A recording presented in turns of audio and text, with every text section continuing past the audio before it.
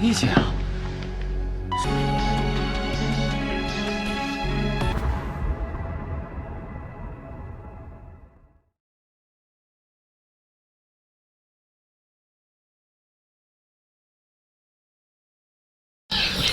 Setelah berita itu tersebar, keadaan Cheng Yi benar-benar kacau dan juga berpengaruh pada pekerjaannya hingga membuatnya sangat bersedih.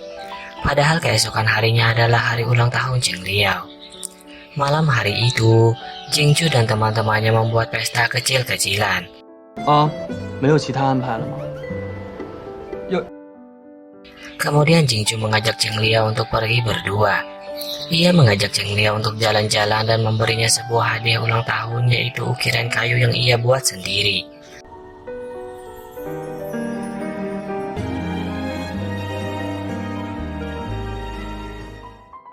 Tak hanya Jing Chu yang mengingat hari ulang tahunnya, ayahnya dan kakaknya pun sudah menyediakan kejutan kecil di rumah.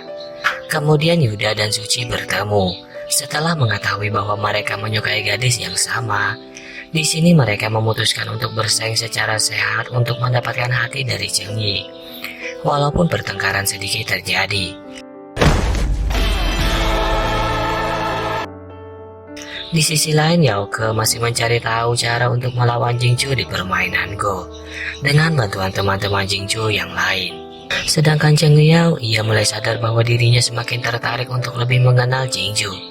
Waktu yang mereka lewatkan berdua mampu membuat keadaan semakin baik di antara mereka.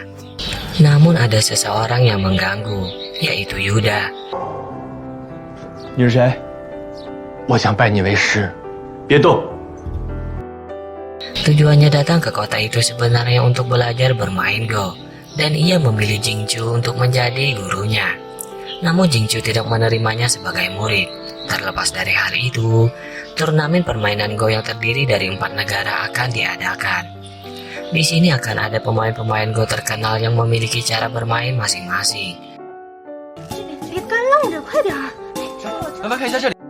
Pada pertandingan, Jing Chu kembali akan berlawanan dengan Yao Ke. Di sini posisi masih seperti sebelumnya, bahwa Yao Ke masih belum bisa mengalahkan Jing Chu. Namun ia mulai mengetahui kelemahan Jing Chu saat itu. Ia tahu bahwa setiap pertandingan, Jing Chu selalu membawa sebuah buku, di mana buku itu ia dapat dari gurunya sejak kecil. Jing Chu selalu membaca buku itu sebelum pertandingan dimulai. Masalahnya, asisten Yao Ke membuat ulah. Ia mengambil buku itu dan membuangnya ke tempat sampah.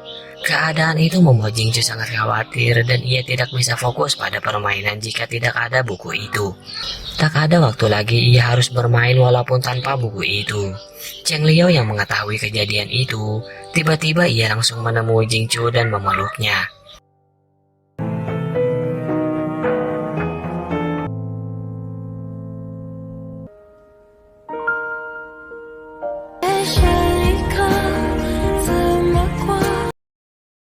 Ia merasa itulah satu-satunya cara menyemangati Jing Chu untuk bertanding, walaupun ia melakukan itu di depan para reporter.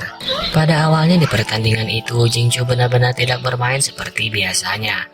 Namun setelah mengingat semangat Cheng Liao yang diberikan, ia bisa menenangkan diri dan berhasil memenangkan permainan itu.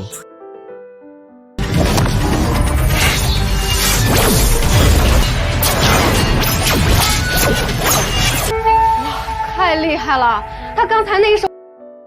Cheng Liao pun sangat senang akan keberhasilan itu. Bahkan ia tidak memperdulikan media lagi yang selalu meliput kedekatan ia dengan Jing Chu.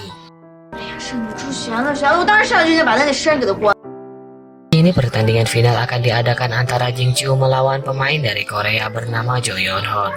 Ia termasuk pemain terbaik dan kali ini Jing Chu tidak akan mudah melawannya. Final diadakan dalam 3 ronde dan yang memenangkan 2 ronde lah yang akan menjadi pemenang.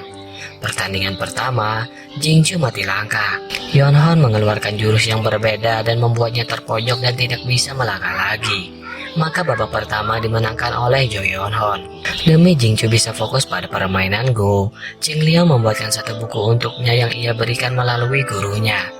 Berharap Jing Chu akan tenang dan bisa bermain dengan fokus. Alhasil, pertandingan kedua pun ia menangkan.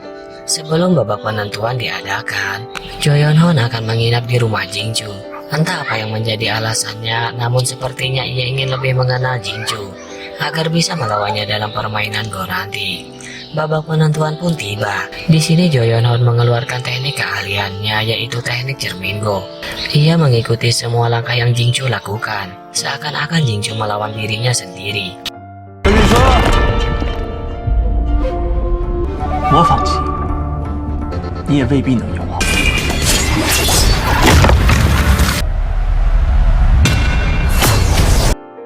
Dan itu benar-benar membuat Jingchu sulit untuk melawannya.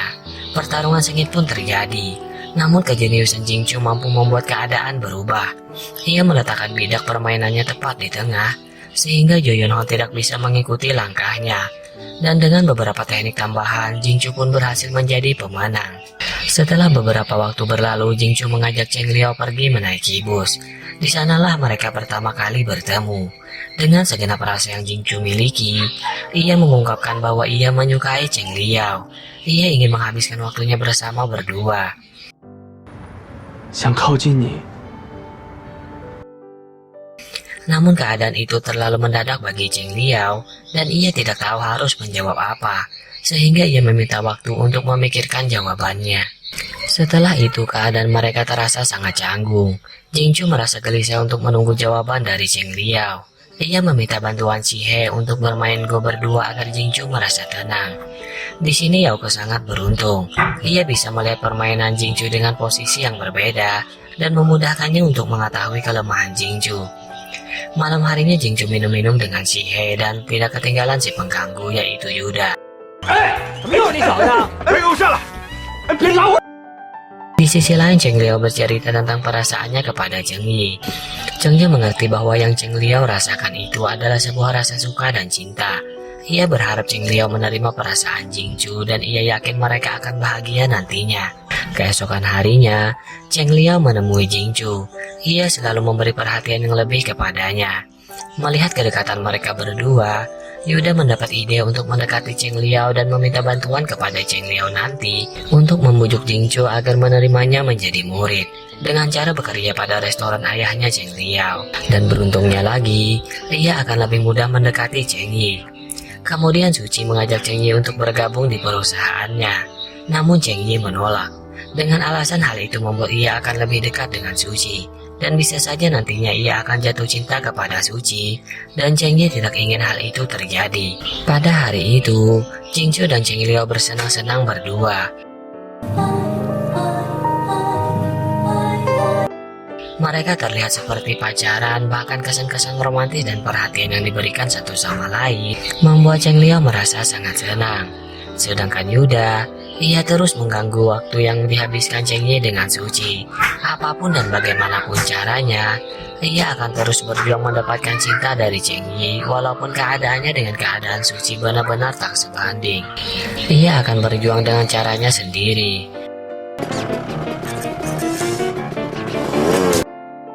Karena hujan-hujanan yang Cheng Liao lalui bersama Jingchu sebelumnya, Cheng Liao memakai pakaian Jingchu dan membawanya pulang. Hal itu membuat ayahnya marah. Ia tidak terima jika Cheng Liao melakukan hal yang tak diinginkan berdua dengan Jingchu. Bahkan ia tidak merestui jika Cheng Liao berpacaran dengan Jingchu. Keesokan harinya, Jingchu akan pergi ke sebuah acara anak yatim. Ia akan memberikan pidato dan sebuah motivasi untuk anak-anak di sana yang suka bermain Go. Namun di perjalanan, ia teringat masa kecilnya di mana ia kehilangan kedua orang tuanya dalam sebuah kecelakaan. Ia tak bisa mengendalikan emosi hingga membuatnya marah-marah pada anak-anak di sana. Keadaan itu benar-benar di luar kendalinya. Di sisi lain, Cheng Yi memutuskan untuk berhenti di pekerjaannya akibat berita yang tersebar sebelumnya. Dan dengan adanya Yuda yang selalu bersikap konyol, Cheng Yi bisa merasa lebih senang.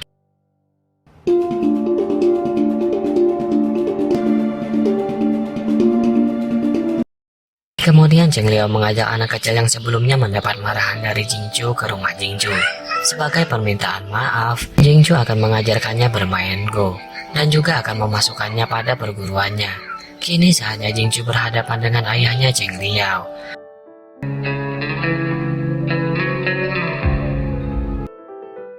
Ia akan meluruskan kesalahpahaman yang terjadi dan juga di sini ia mengungkapkan bahwa perasaannya sungguh-sungguh dengan Cheng Liao. Ia menceritakan semua yang terjadi sejak ia bertemu dengan Cheng Liao. Dan hal itu membuat ayahnya Cheng Liao merasa kasihan. Ayahnya Cheng Liao juga bercerita bahwa ia telah membesarkan Cheng Liao dan Cheng Yi sendirian sejak kecil. Karena itu, ia sangat menyayangi Cheng Liao.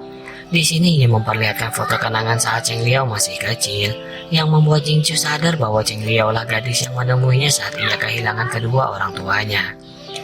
20 tahun berlalu sejak kejadian itu dan Cheng Liao lah yang selama ini ada dalam pikirannya.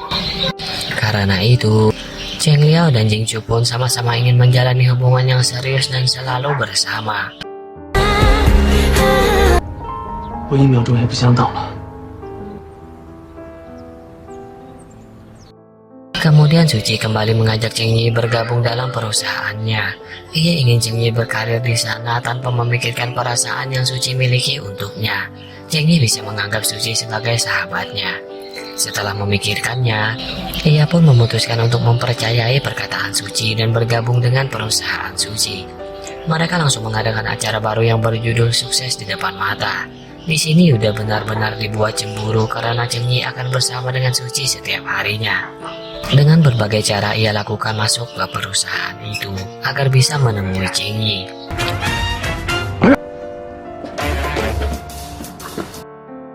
Di sisi lain akhirnya Yaoke mulai menyadari kelemahan-kelemahan permainan Go milik Jingchu.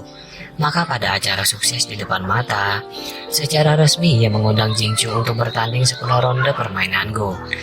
我正式向你提出10番棋之战的邀约。 Kejadian itu menjadi berita hangat dan membuat Cheng Liao sedikit khawatir dengan Jingchu. Karena sebenarnya mereka sudah mengatur jadwal untuk liburan berdua saat Cheng Liao mengambil cuti. Namun tanggalnya bertepatan dengan tantangan yang Yaoke berikan. Karena itu, Cheng Liao menemui gurunya Jingchu. Di sini ia tahu bahwa pertandingan 10 ronde permainan Go merupakan hal yang paling diinginkan oleh pemain Go. Pertandingan itu tidak akan berjalan seperti biasanya. Karena semakin sering bermain, lawan akan semakin mengetahui permainan lawannya, sehingga kemungkinan menang dan kalah akan sama. Karena itu, Cheng Liao memutuskan untuk menunda liburannya dan ingin Jingchu menerima tantangan dari Yaoke. Beberapa hari Jingchu lalui untuk berlatih permainan Go-nya dan ditemani Cheng Liao. Di sini ia sadar bahwa Yaoke telah meneliti permainan Go-nya, maka pertandingan ini akan sulit baginya.